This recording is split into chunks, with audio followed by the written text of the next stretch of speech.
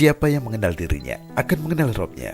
Demikianlah ungkapan yang sangat masyhur di kalangan para penempuh jalan penyucian jiwa. Meski begitu, tidak semua orang meyakini ungkapan tersebut sebagai sabda Rasulullah SAW. Bahkan, sebagian bersikeras bahwa ungkapan itu bukan hadis. Sebagian lagi mengatakan hadis itu dhaif, bahkan palsu. Mengutip dari laman Qudusiyah.com, walau jarang terdapat di kitab-kitab hadis Sunni, namun hadis ini dengan teks yang sama bisa kita temukan dalam kitab Misbah Syariah dari cicit Rasulullah SAW, Ja'far As-Shadiq. Baginda Nabi menyampaikan kata-kata agung tersebut kepada sahabat Ali radhiyallahu an, dan hadis tersebut diriwayatkan oleh Imam Ja'far As-Shadiq yang memperolehnya dari jalur kakeknya Ali radhiyallahu an. Lisan agung Rasulullah pernah menyampaikan kalimat itu pada sahabat Ali radhiyallahu an, yang disebut sebagai gerbang dari ilmu-ilmu Rasulullah SAW.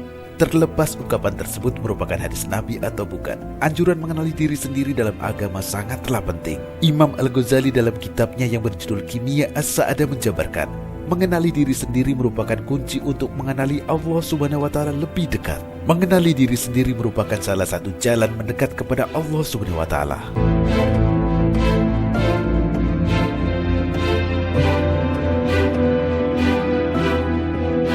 Pemirsa, diri sejati sesungguhnya bukan jasad yang terlihat secara fisik yang dapat dibedah dengan pisau bedah atau dengan berbagai teori psikologi kepribadian. Diri yang jasadnya kita gunakan dalam beraktivitas dan berhubungan sosial dengan orang lain sesungguhnya merupakan bentukan dari lingkungan, orang tua, pemikiran, norma, tren, atau paradigma yang ada di zaman kita masing-masing. Dengan kata lain, diri jasadi kita adalah hasil bentukan dari dinamika lingkungan luar yang berinteraksi dengan aspek jasadi dan aspek psikis kita.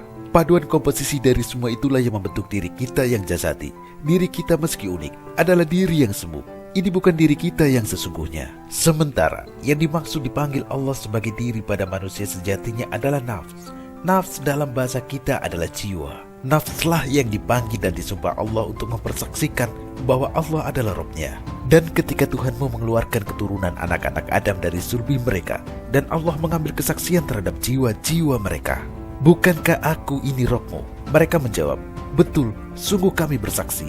Kami lakukan yang demikian itu agar di hari kiamat kamu tidak mengatakan, sesungguhnya kami adalah orang-orang yang tidak ingat terhadap ini. Quran Surat Al-A'raf ayat 172.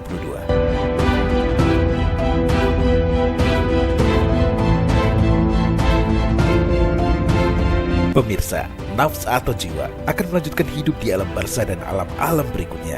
Setelah kelak jasad kita beserta pikiran, hafalan, dan semua gagasan yang menyertainya, dan semua dinamika psikis yang terkait dengannya akan mati, lenyap, hancur, terurai menjadi tanah.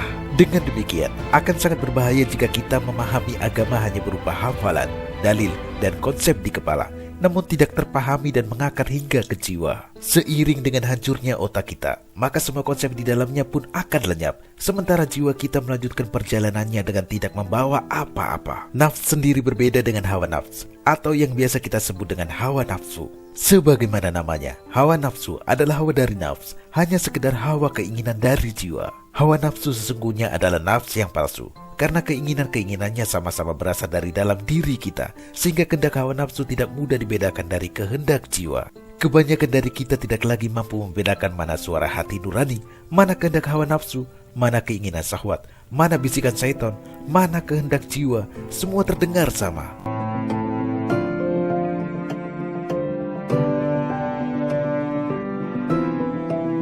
Jiwa yang dimaksud sebagai diri manusia yang sejati adalah jiwa yang sudah terbebas dari dominasi hawa nafsunya, dari ikatan keduniawian, maupun dari daya-daya syahwati jasadnya. Jiwa yang telah terbebas dari perbudakan syahwat dan hawa nafsunya, inilah yang disebut jiwa yang tenang. Jiwa yang tenang ini dalam Al-Quran disebut sebagai nafs al-mutmainah. Sebagaimana permukaan air yang telah tenang, pada kondisi jiwa yang telah tenang inilah ia mampu melihat kembali pengetahuan tentang siapa dirinya, untuk apa dia diciptakan, dan apa tugasnya. Semua pengetahuan yang pernah Allah tanamkan kepadanya akan terbuka kembali dan tampak dengan jelas baginya. Secerdas-cerdasnya dan seindah-indahnya jasa seseorang, pada hakikatnya itu hanya kecerdasan dan keindahan seekor kuda, jika dibandingkan kecerdasan dan keindahan jiwa sang pengendaranya. Jiwa atau nafs inilah yang harus kita kenali dengan searif-arifnya, karena di tataran nafslah Allah menanamkan bibit pengetahuan agung tentang siapa kita sebenarnya, untuk fungsi apa kita diciptakannya, dan bagaimana memperoleh segala prasarana untuk menjalankan tugas penciptaan itu. bukan di jasad, bukan di otak, tapi di tataran jiwa. Langkah awal untuk mengenal jiwa ialah dengan membebaskannya dulu dari waham, dari timbunan dosa, dari kungkungan sifat-sifat jasadi maupun dominan syahwat dan hawa nafsu atas jiwa kita. Dalam bahasa agama, langkah ini disebut sebagai awal perjalanan taubat, perjalanan kembali kepada Allah Subhanahu wa Ta'ala.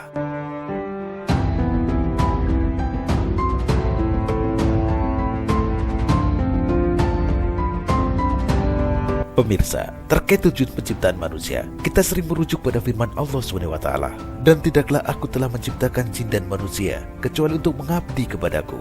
Kata ya'bud pada ayat tersebut seringkali hanya diterjemahkan sebagai untuk beribadah, dalam pengertian untuk melakukan sholat, puasa, zakat, haji dan semacamnya. Tujuan penciptaan kita seakan-akan hanya untuk melakukan ibadah ritual formal. Maka, pada akhirnya tujuan hidup manusia dipahami hanya sebatas untuk mengumpulkan pahala sebanyak-banyaknya dalam rangka seleksi untuk memasuki surga atau neraka saja. Padahal, kata ya'bud berasal dari kata abid, kata benda yang bermakna hamba atau seorang abdi. Ya'bud kata kerja bermakna menjadikan diri sebagai hamba, atau tepatnya adalah mengabdi. Itulah tujuan penciptaan kita, untuk melaksanakan sebuah pengabdian, bukan sekedar untuk beribadah. Pengabdian tertinggi seorang hamba diwujudkan dengan menggunakan kemampuan terbaik yang dimilikinya, melaksanakan tujuan penciptaannya dengan segala perangkat yang telah diletakkan Allah dalam jiwanya, untuk menjalankan peran khususnya atas nama Allah Subhanahu wa Ta'ala. Ia menyampaikan kasana Rabb-Nya bagi alam semesta. Inilah fungsi hakiki sebagai manusia, menjadi perpanjangan tangan Allah Subhanahu wa Ta'ala untuk memakmurkan alam semestanya sendiri. Inilah makna sesungguhnya dari kata khalifah, pemakmur, bukan semata-mata penguasa.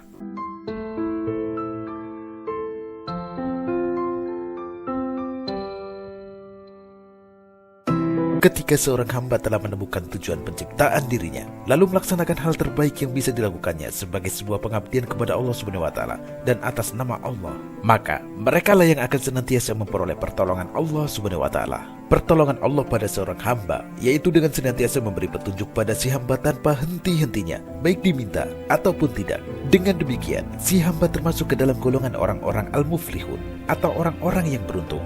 Sebagaimana firman Allah Subhanahu wa Ta'ala, mereka itulah yang tetap mendapat petunjuk dari Rabb-Nya. Merekalah al-muflihun. Quran Surat Al-Baqarah ayat 5. Pemirsa, petunjuk yang tiada henti-hentinya ini adalah untuk mengukuhkan si hamba tetap dalam sirat al-mustaqim, jalan yang lurus, jalannya orang-orang yang diberi nikmat. Dengan demikian, si hamba memperoleh apa yang selalu diminta dalam setiap rakaat sholatnya. Hanya kepadamu kami mengabdi, dan hanya kepadamu kami memohon pertolongan. Tunjukilah kami ke siratal mustaqim, jalan mereka yang kepadanya engkau anugerahkan nikmat, bukan jalannya mereka yang sesat.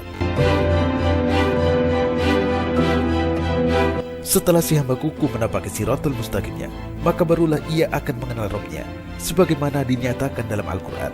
Sesungguhnya, Rabbku di atas siratal mustaqim. Inilah makna ungkapan, man arafa nafsahu, faqad arafa rabbahu. Barang siapa yang berhasil memahami tujuan penciptaannya, yang pengetahuan itu tersimpan dalam nafsnya, maka ia akan Allah tetapkan di dalam sirat al-mustaqimnya, sehingga ia akan mengenal Rabb-Nya sejak di dunia ini, karena Rabb ada di atas sirat al-mustaqim. Wallahu a'lam.